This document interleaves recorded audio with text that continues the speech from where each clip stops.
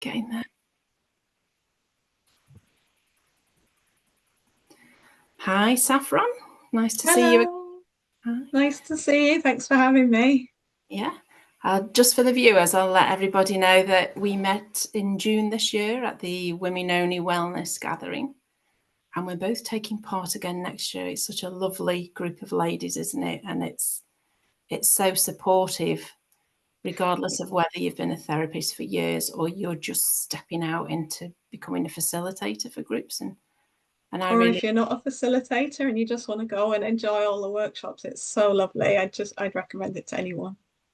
yeah, and there's such a variety of workshops. That's what I liked Yeah. about, you Yeah, know. I love that too. There's so much choice. Yeah, and your website, healingwomanhood.com, Yeah. that's about the work that you do. So Mm. can you share a bit about your mission and why you started working in these therapies? Yeah, so I was interested in mental health really early on because I struggled with my own mental health. I started with depression and anxiety from my teens, and so it became a real mission for me to find solutions that worked. So I studied psychology and I studied counselling and learned a lot of really interesting theory, but nothing practical that I could apply in my own life until I found EFT, which is the main modality that I use in healing womanhood. And EFT, for anyone that's not heard of it, is the tapping therapy. So we're tapping on different meridian points and talking about the thing that we want to heal. It's great for anxiety. It's really good for trauma recovery. It's great for just about anything you can think of. But yeah, anxiety and trauma recovery are two of the main things that I work with. And once I've been doing that for a little while, I decided to train in that so that I could support other people. And I started off very general, supporting anyone with anything that they wanted to heal. And that was really great because it gave me loads of experience of different things, different perspectives, different people.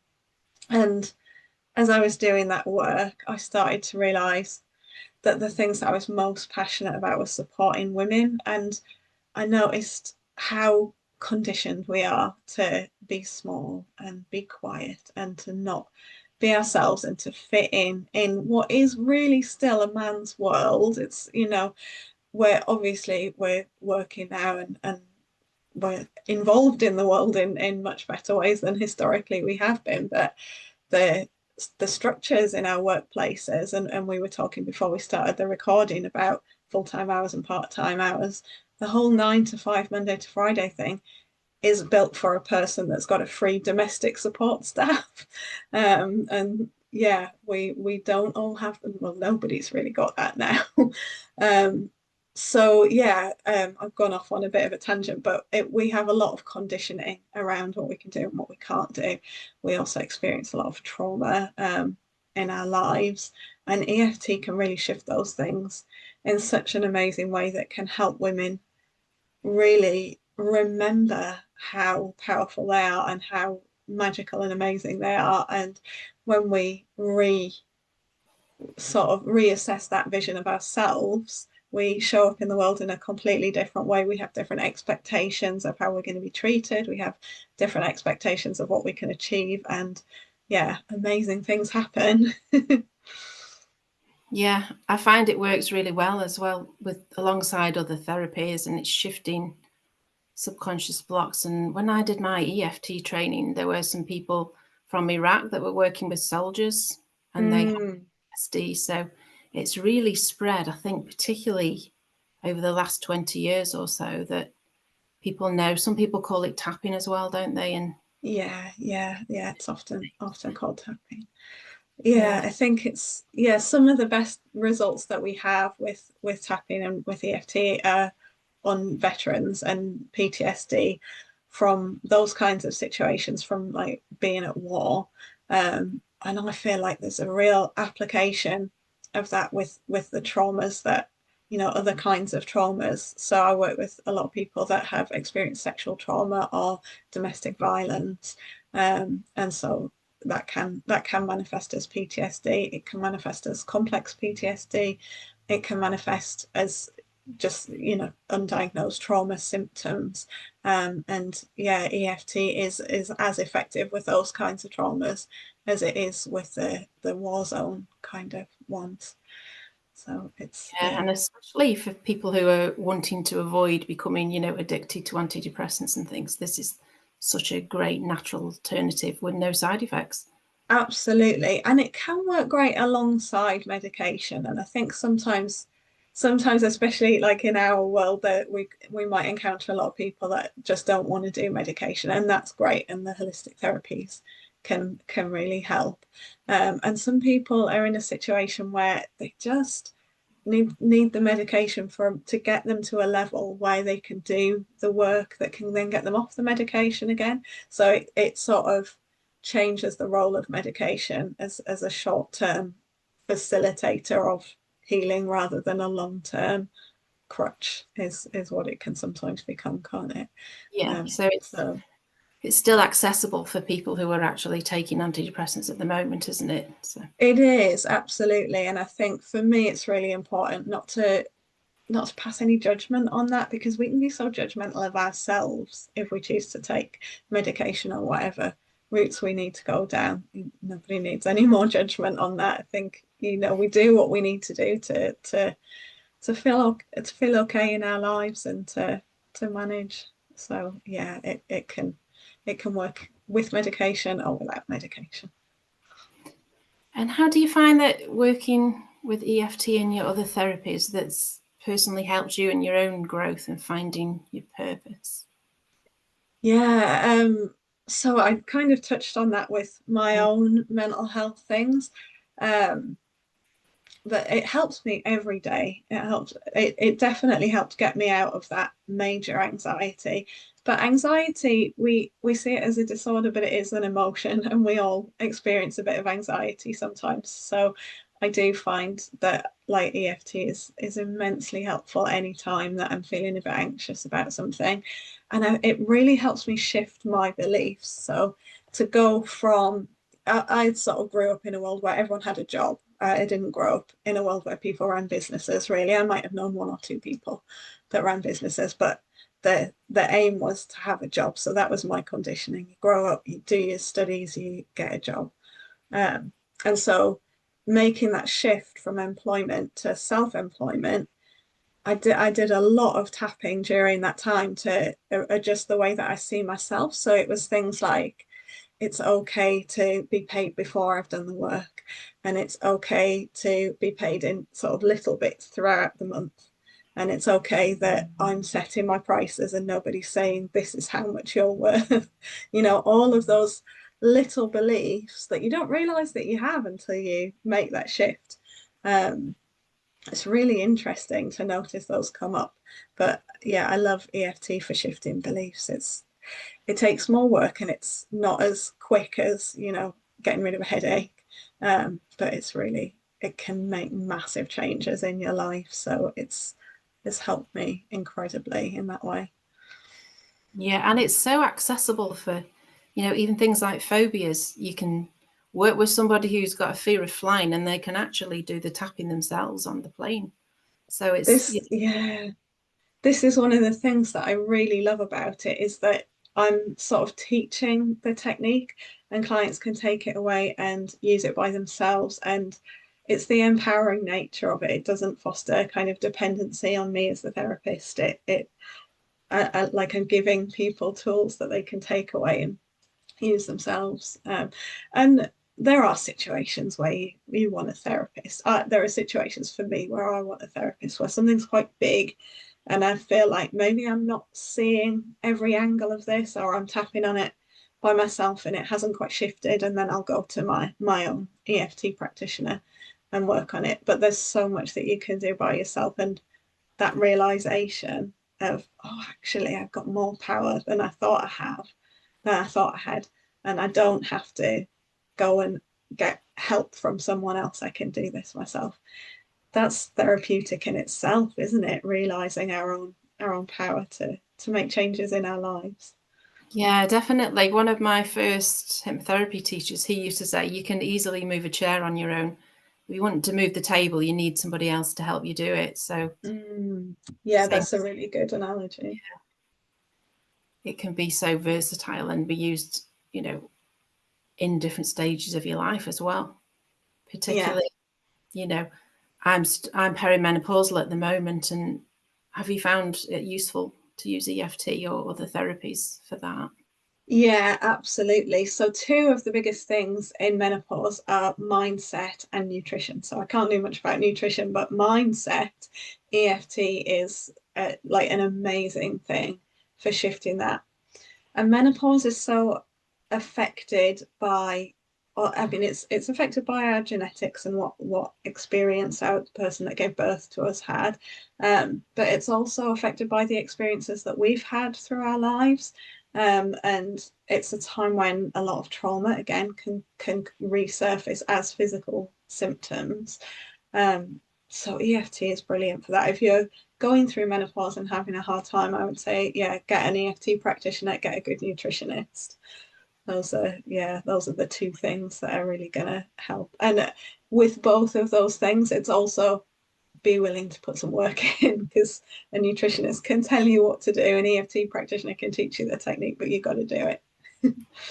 Definitely. It's all about taking responsibility, isn't it? Yeah, yeah.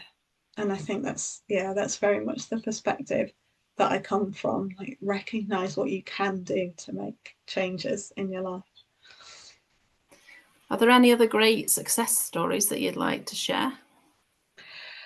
So it's really hard to be specific on that for confidentiality, but I think like within a session, kind of there's times where someone will come in and they'll be like this and small and and then that we'll tap and you'll notice them shift and there's like you can see in people's faces sometimes when something's landed, and that shift in perspective, and then coming to the end of the session and they're up and open and that confident posture, and that is just so lovely to see. And then there are situations where people have come to me sort of on and off over the course of a long time, and seeing the shifts that happen in their lives is really gratifying as well, because over a longer time, obviously more things can happen, more things can change, and people can make more positive shifts in their lives.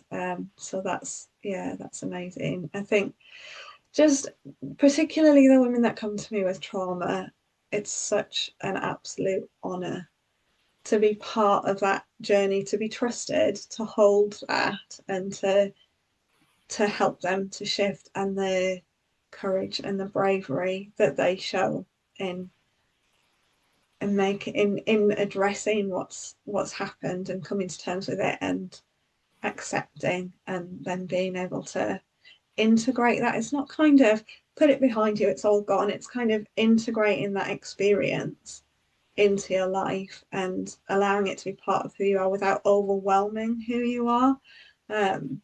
So many people after trauma will support other people that have gone through the same, and that's kind of like a really beautiful way of integrating that experience. But yeah, just yeah, seeing people that are just able to do things that they couldn't before, able to function in ways that they couldn't before, able to feel comfortable in situations that they couldn't before. It's really, really Yeah, lovely. it's certainly true in what you say about people who've had trauma. Pretty much all the therapists that I know, they've had some sort of trauma in their life, and that's what has made them, Yeah. decide to take that step. And they think, I want to train in something, I want to make a difference. So what advice would you give to people who are maybe thinking of setting up a career as a therapist? I would say it's so rewarding. If you feel drawn to it, definitely do it. And things to be aware of, that your training might not include the business part. So think about which aspects of the business part you might struggle with. For me, it was marketing and talk like what we're doing now, talking about myself and being seen and being visible. For other people, it might be the accountancy side. And it's okay to get some help with those bits that don't feel easy to you as well. And that's kind of the other thing that I would definitely say is make sure that you build in some community into your routine, whether it's networking meetings, whether you've got a group of colleagues that you meet with every week, or whether it's just time out to be with your friends, because setting up on your own can be isolating. And I think we all sort of slide in and out of that experience a little bit. I know I do. Sometimes I haven't actually seen anyone for a little while. I better get involved in some more sort of group activities. Yeah, having good support and being aware of where you might need some help or what you might need some extra training on, but definitely do it if you are interested, if you're drawn to it. Yeah, it's I definitely don't regret it. It's been a very good move. That's good to hear. And I'm so pleased to see, you know, over the last couple of decades that EFT and Reiki and other therapies, they're becoming normal, you know. Yeah, I love it. More. Like I really enjoy, because I do go to a lot of networking meetings, and when I meet new people, it's, oh, I'm an EFT practitioner. Do you know what that is? And I sort of don't want to be patronizing. Do you know what that is? But more and more people are like, oh yeah, yeah, I've heard of that. And whereas a few years ago, like it would be like, I don't know what that is. Yeah. So yeah, we're definitely getting a bit more seen and a bit more understood, which is really lovely. So you offer one-to-one appointments, don't you? And you also do the women only wellness gathering. Are you doing any other little groups and things? Yeah, so I do. It's not going to be on in August, but I do a monthly online women's circle. So that's on, is it the second Wednesday of the month? I might have to check exactly when that's on. I think it's the second Wednesday of the month on the evening, 6 till 8 UK time.